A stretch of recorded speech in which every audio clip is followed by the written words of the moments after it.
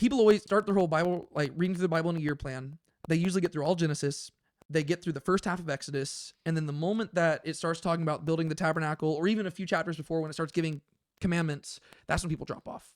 But the more that I've studied the Torah, the more I've just fallen in love with it. Even the commands, in its cultural context, what God is communicating in these commands is a beautiful thing.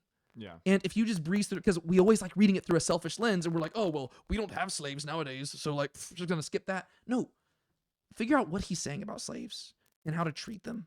And if you want to, go look up what other law codes said about slaves and compare them and figure out what is God communicating to the people in their context. And it's a beautiful thing. And then whenever there's like all these chapters dedicated to like building a tabernacle, we're like, oh, why does God care so much about all these details? What do I care about lampstands and Ark of the Covenants and stuff like that? What does that all matter? Well, you have to ask yourself, what is the purpose of this tabernacle? And what is being accomplished at the end of Exodus whenever God descends to dwell in the midst of the people? All of a sudden you realize, oh, God really wants to dwell with man. And he is so committed to dwelling with man that he is going to give them meticulous details to make sure that they do it right. And even when they break the covenant, he's going to say, let's do it anyways.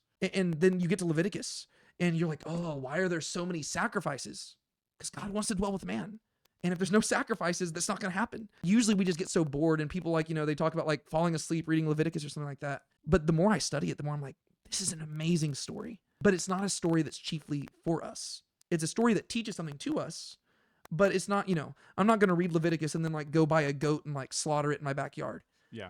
But I am going to learn key things about who God is, what his goal is in the world, and where I do ultimately fit into that story. It's going to take a while to get to where I fit, but that stuff is important. Yeah. And so Torah is just awesome. And so I absolutely love it.